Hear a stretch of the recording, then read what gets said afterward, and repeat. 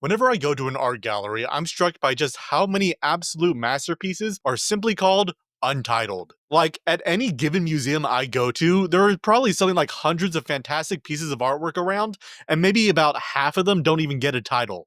An artist could put hours and hours of work into creating something and might not even decide to name it. It's so weird to me. I'm not super familiar with traditional visual art. I instead prefer to turn to higher art like movies and video games. And in those mediums, the idea of an untitled work feels completely foreign. Can you imagine going to a movie theater to watch an untitled film? Going on Steam and scrolling through dozens of untitled games? Or even clicking on an untitled YouTube video? I can't. Apparently you can though, so kudos to you, I guess. But in the art world, that's apparently pretty normal. And there's historical reasons for this, of course. There really wasn't much of a need to label art for a very long time. You didn't have a bunch of art historians that needed a name to track their provenance. Even the Mona Lisa wasn't originally called the Mona Lisa. Leonardo da Vinci didn't deal with that shit. Some other guy decades later decided to call it that. One small decision that would change culture forever and lead to one of Carly Rae Jepsen's best songs. But there's also genuine artistic reasons to leave a work untitled. And like, sure, it probably won't affect the way you view dogs playing poker. I think that one kinda speaks for itself. But look at the Scream, for instance. It might seem obvious because of the title, but what is his painting actually depicting? Is he actually screaming, or is there another expression entirely? There's a lot of room for interpretation, but that gets closed off once you preempt the audience into a specific one. If you hear the title The Scream, the only reasonable reading is that it's a reference to Ghostface from the movie Scream. But if we imagine a world without a title, perhaps even more interesting interpretations and feelings could be produced. More people interacting with the art on a deeper level. You could call it the cry, or the surprise, or really any kind of emotion. But unfortunately, if you choose to leave a work untitled for more open interpretations, that can also make tracking down art a huge pain in the ass. You see, I have a white whale of art that I'm still looking for. It was such an incredible painting, one that I just can't stop thinking about. It stuck out in the middle of the museum because it was just a black rectangle. That's it. Didn't look anything special at first. I don't go to art galleries very often. On the rare occasions I do go, I get followed by an average of 1.5 security guards, likely due to a combination of racial profiling, my choice in clothing, and my resting bitch face. But I prefer to think that I'm just so jacked that they need multiple guys to keep me down. So on the rare occasions I do see a great painting, it really sticks out in my mind. And as I kept staring into that black rectangle and really looking at the artistry at a deeper level, I slowly realized just how much depth there was to it. Slight variations of color, different brushstrokes, tiny little patterns. It made me realize just how much I was missing as I walked past every other painting in the gallery. How easily I could miss the details of the craft just because I thought I was looking at a black rectangle. It was one of the most important artistic experiences of my life, and it changed the way I viewed the world forever. And I will never be able to find it again because it was fucking untitled. And I don't remember the artist's name, so it'll be lost to me forever. Also, I hope you didn't look at the screen too closely because this is just a basic black background. Sorry if that was misleading. Well, not really, because I kinda set that up to mislead. I do that stuff all the time in my videos, to be honest. But I try really hard not to mislead with my titles or thumbnails. I hate clickbait with a passion. Even if the underlying content is actually good, a bad title can make the experience frustrating when it otherwise wouldn't be. Which sucks, because I also hate making titles. For every piece of media I make, fiction or nonfiction, written or visual, any attempt to give a name to my creation is an exercise in frustration. Like, I already made the thing I want to make. If I'm making a video, that's because I want to make a video, not an extra little phrase I need to frame it. If I could reasonably leave all the videos I make titleless, I absolutely would. But sadly, if I title all my work Untitled, that somehow wraps around to being clickbait again. It's a catch-22. Catch-22. Now that's a good title. A title so iconic that it's become a common turn of phrase. But I'm not sure if this is actually a good title, or if I'm just so familiar with it that it feels normal, almost comforting to hear. Because originally Catch 22 was going to be called Catch 18. When I hear Catch 18, it feels wrong. What a shit title. Even though there's functionally no difference behind it. It's just an arbitrary number. What actually makes for a good title then? I can't help but feel that the distinction can feel entirely arbitrary, a mix of a person's own subjectivity, their relation to the work, and the context surrounding it. Not to say that there's no patterns behind what makes a good title. Let's take The Poetic for example. As I Lay Dying is a pretty famously great title. There's the initial hook of a dying character in the first person, which intrigues with his uncertainty of death, but also a calmness and almost clinical acceptance to it that feels super thought-provoking. It's a fascinating title that focuses on the process of finality. Or at least that's my thought as someone who didn't fucking read this thing. One of the most important skills you can have when analyzing media is discussing shit you haven't read. Or at least that's the idea of the aptly named How to Talk About Books You Haven't Read, a book I mainly bought to put on a coffee table next to Gödel Escher Bach. But How to Talk About Books You Haven't Read is actually like a really interesting philosophical text. It's straightforward but controversial, presenting a thesis while also boldly acknowledging its absurdity. In an ever-expanding world of media, how do we seek to understand its culture when we can only read less than 1% of it in a lifetime? The author proposes active non-reading, understanding text in relation to the broader culture and our own personal experiences with them, instead of distancing ourselves from our unfamiliarity. It's an interesting notion and one I'm somewhat convinced by but still have trouble completely accepting. Because if we propose that discourse should be the main object of study instead of the text itself, then the title will be dominant in our understanding, because the title and identifying the text is necessary for discourse.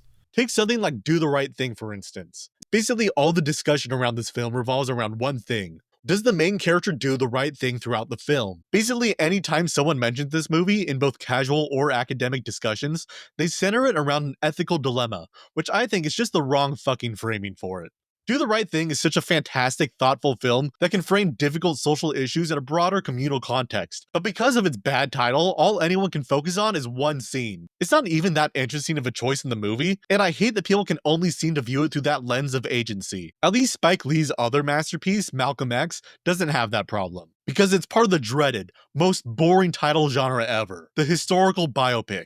It's well-worn territory to make your piece about some big, historical, important dude, and just simply slap their name on it. Gandhi, Lincoln, Elvis, Amadeus, Jobs, Steve Jobs. It's the most obvious title move in the book, and I can totally get why people do it. It's clean, it's Googleable, and it's about as straightforward as possible. You see the title, you know exactly what you're getting. Cool, this is gonna be about that guy I know. Sweet.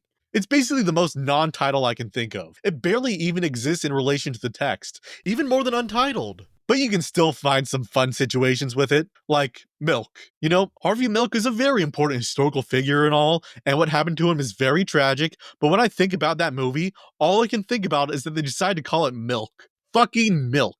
In case you're not informed, milk is not just a name, but also a common household drink, which may cause some confusion if you call the movie Milk, because that movie has nothing to do with milk, it's about Harvey Milk. Why don't just call it Harvey Milk? But I am a bit of a hypocrite because I love Wiener. What a title.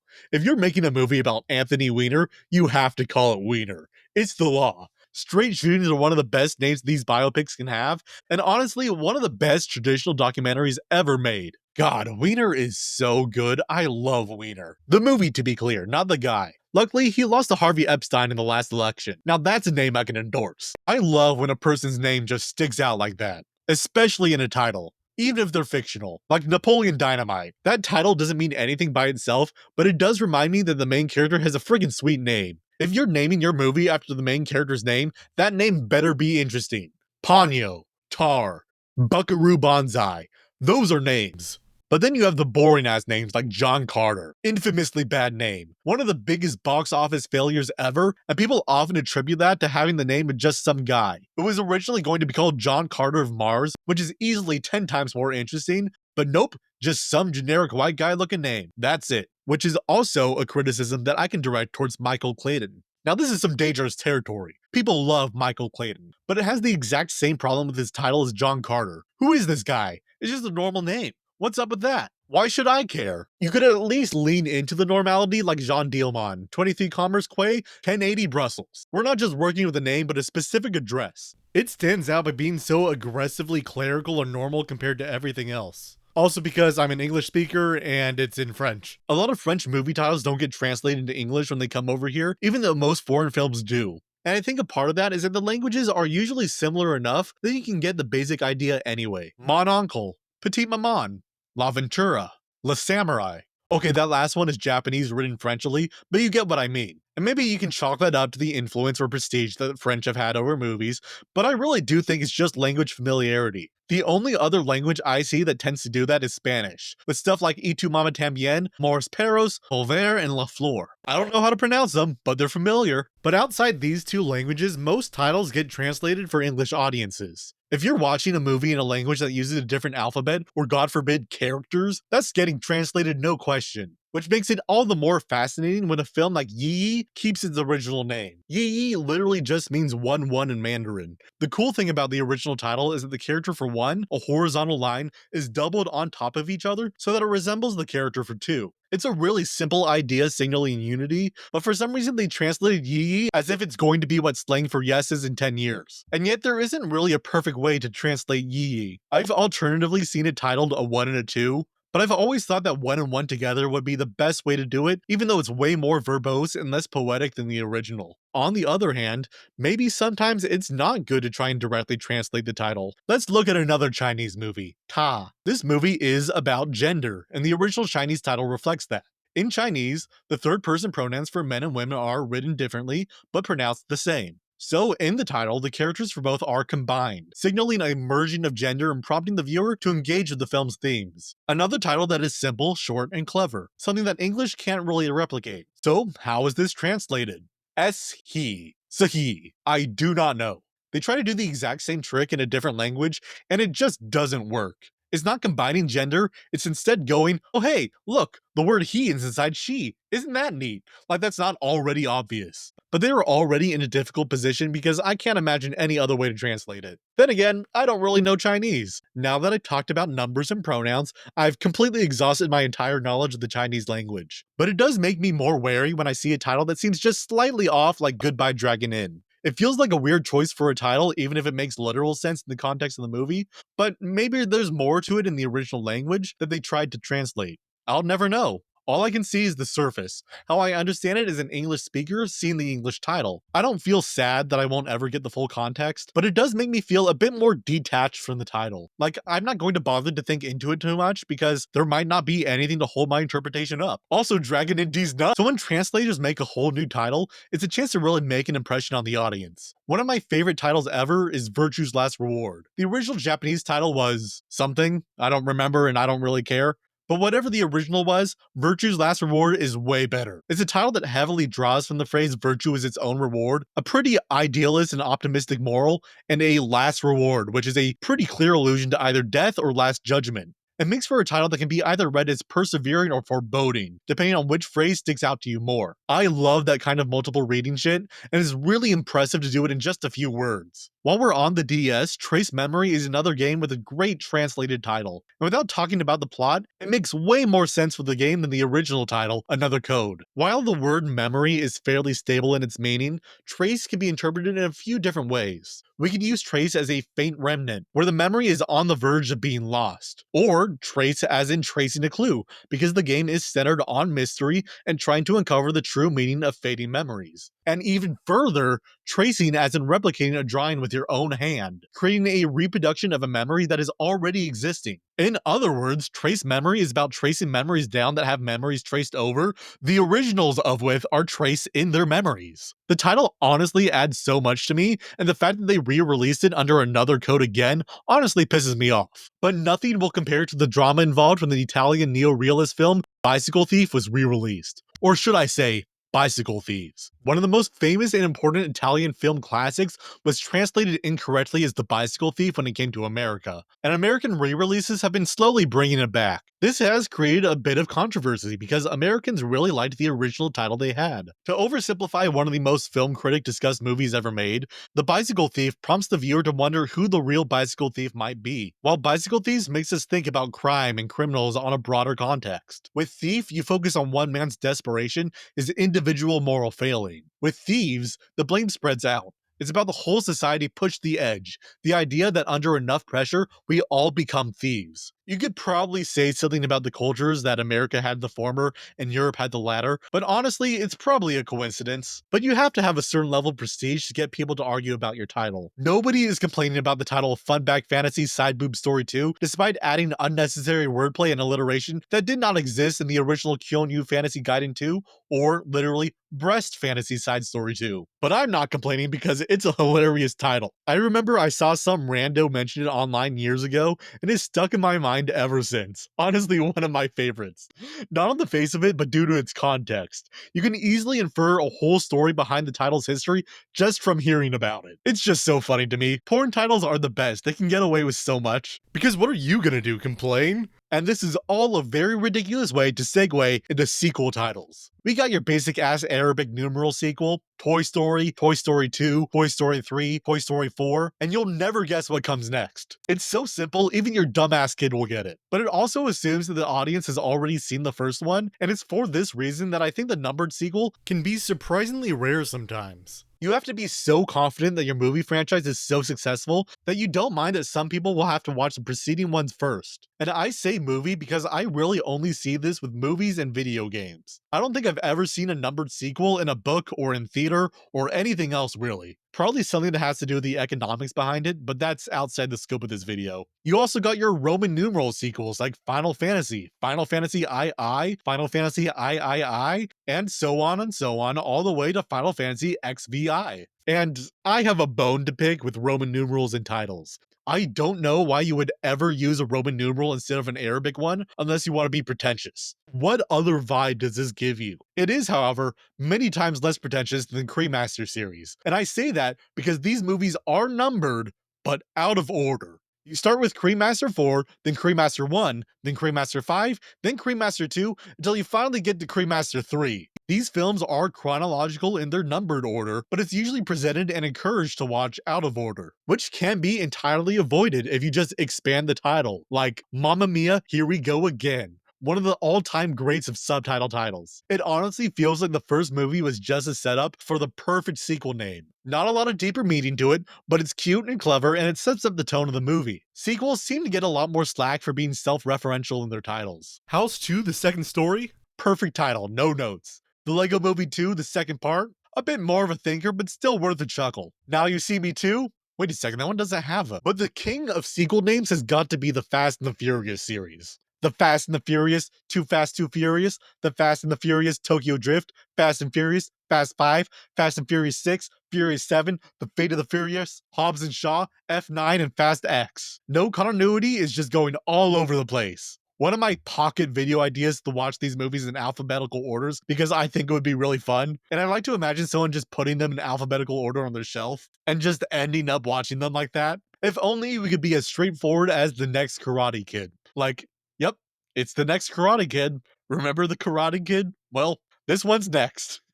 I somehow both respect and hate boring titles that just say what the thing is. I have a strange fascination with triangle strategy for this. You're telling me what the genre is, but you're not going to give me much more than that. I've heard so much about triangle strategy, but I still don't know anything about it besides it being a strategy game. And same for Various Day Life. I love this one because it's just so hilariously agnostic to having anything interesting sounding in it, or having any kind of hook at all. You may as well just call it stuff happening. There is just nothing to it, and the opposite goes for Everything Everywhere All at Once. Titling the movie as all-encompassing, involving as much as possible, wraps around to being about nothing in specific. Or at least if you haven't seen the movie. Once you actually watch it, you totally get it, but to the uninitiated, it explains nothing about it being an identity-switching, action-filled, comedy family drama kind of thing. It's weird to think about it now, but when the movie was released, it had a really slow build-up around its word-of-mouth popularity. And I think a big part of that is that the name is hard to quickly pitch to people and remember. It's just too long and vague. But you could also be long and specific.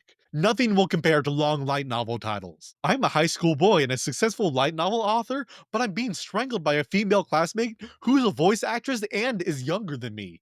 That's a full-on sentence with multiple nouns, verbs, and punctuation. And of course, this is because light novels have a much different distribution pattern to most media. They're often very much made in service to online platforms, being search engine optimized, and allowing the user to get the concept as quickly as possible. Or take Gintama episode titles. So many fantastically long titles like Stress Makes You Bald, but it's stressful to avoid stress, so you end up getting stressed anyway. So in the end, there's nothing you can do. Or so in the second season of Prison Break, they've already broken out of prison, but the name works once you realize that society is a prison. These names are so long and barely tangential to the episode, but then you look at what the series is called, Just Gintama. They wimped out in the place it mattered most. Pathetic, they really let me down there. So it sticks out even more when a more traditional, analog work has a big title. Doctor Strangelove, or How I Learned to Stop Worrying and Love the Bomb, is so long we gave you the option between two titles. But of course, everyone just calls it Doctor Strangelove. I think that if you have a big title, you can't give people an out. It's way funnier when they have to deal with unwieldy names. I have never once heard someone call Birdman or the unexpected virtue of ignorance anything other than Birdman, or near replicant ver 1222474487139. That is the first time I have ever said that whole title out loud, and with good reason. Those titles seem like they're trying to be longer than necessary, so I'm more interested in titles that seem like they're trying to be deep and meaningful, and just kind of end up being full sentences. I'm thinking of ending things. We all loved each other so much. I have no mouth and I must scream. I don't love any of these titles enough to talk about them in depth, but I do acknowledge and respect their greatness. To be honest, there are too many titles out there that I hear and think that's a great title and nothing else. I look at Atlas Shrugged and think, damn, that's a good title. The name Atlas Shrugged is by far Ayn Rand's best writing. Like it or not, that's a banger title. It's probably responsible for like half of her popularity. Put an evocative symbol as your title and you're set. You're good to go. Fish Tank. You get the feeling of being trapped, on display, and fragile, all in 2 words. Heat. Cops, crime, and tension. Parasite. Put a whole arc, theme, and viewpoint right in the title. Perfection. Less perfect is Perfect Blue. Like, it very much feels like another metaphor-y, symbol-y title, but it just does not work for me. Like, I could BS a bunch of meanings for it, but I'm pretty sure I'd be doing more work to make it make sense than the title would be. It just sounds awkward. Maybe that's just a translation issue, but something like Die Hard has no excuse. I don't know how popular this take is, but it makes no fucking sense to me. What do you mean die hard? Like your hero is resilient? Or is it like the phrase old habits die hard? That doesn't seem relevant. It really feels like a title that just needs one more word to make sense, but no, couldn't be done. Or even make up a word like symbiopsychotaxiplasm. That title has a bunch of different words inside it, and none of them really make sense to me, but I just like to hear the word symbiopsychotaxiplasm. Symbiopsychotaxiplasm. It's so creative. But if you get too caught up in being creative with your words, you get the Science Adventure series, whose trademark is a random ass semicolon that flies in the face of conventional grammar. Punctuation can have a surprisingly big impact at the end of your title, though. I see airplane and I go, hell yeah. This is an airplane. Whereas the adaptations period feels like a passive aggressive text. Like, yep, it's an adaptation. This is what you wanted. Who Framed Roger Rabbit? Well, now that you ask, I don't know Who Framed Roger Rabbit. I don't know a lot of things. No matter how much I talk about the media I love, even just their titles, some of it will still escape me. I'm still looking for that untitled black painting, something I took for granted for so long as I left it unexamined, but I now recognize as interesting and important, even if it ends up escaping me. That's not a metaphor, by the way. I can't fucking find this thing. Why did it have to be untitled? Fucking hell.